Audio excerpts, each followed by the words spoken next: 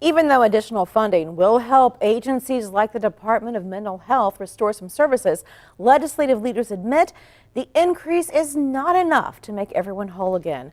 Oklahoma Policy Institute Executive Director David Blatt joins us to talk about the just completed legislative session. David, thank you for being with us. Thanks for the invitation. Well, how does next year's budget compare with one decade ago, say before the recession began?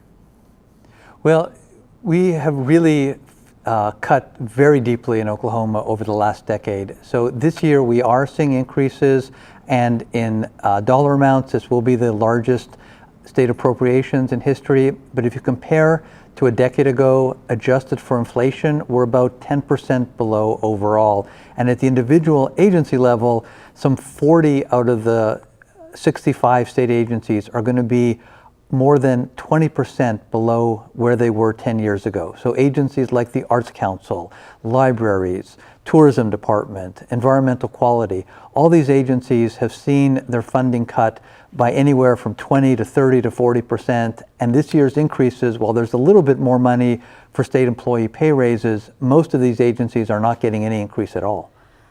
It feels like playing catch up is going to be a long game for Oklahoma. Who do you see as the winners and losers in this year's session? Well, I think the winners are teachers that will be receiving an average of $6,000 pay raise. That was the top priority going into session, and the legislature was able to achieve that goal, which is critical. Compared to previous years, this year no agency got cut, but again, many of those agencies are so far behind where they were. Take the example of higher education. They received some additional money for concurrent enrollment, but no additional money at all for support of operating costs of institutions. So our colleges and universities will remain about 25% below where they were a decade ago, and they got hit really hard the last couple of years. So I think many in the higher education community are looking for increases so they can support our schools and universities. Well, the veto referendum petition drive, we've heard about that. Is that going to be a big wild card? Absolutely. They've begun collecting signatures. The threshold is really quite low. It's about 41,000 signatures, and they'll have 90 days to collect the signatures. The major revenue increase of this session, House Bill 1010, that's due to take effect June 17th. So it may well be suspended if the signature process is successful.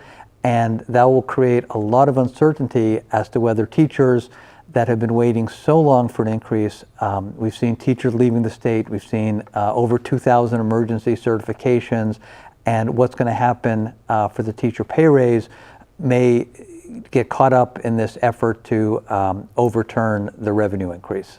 Well, when it comes to playing catch up, there's been a lot of talk about diversifying the state's economy and providing new revenue streams. Has that happened? For the most part, it hasn't. If you look at the taxes that the legislature did agree to increase, it's on cigarettes, motor fuels, and gross production tax. And over time, we are smoking less, driving less, and consuming less fossil fuels.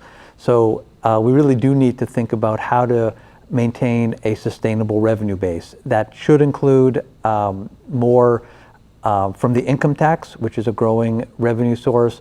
We're also going to have to look at taxing services because we are increasingly a service-based economy.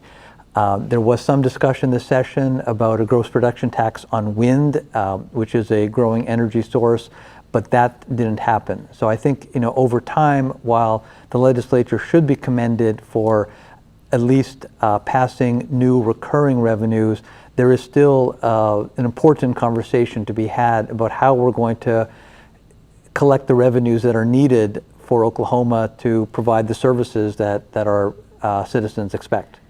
There is so much to sort out. We can't thank you enough for helping us kind of wade through a little bit of it today. David Blatt with the Oklahoma Policy Institute. Thanks very much.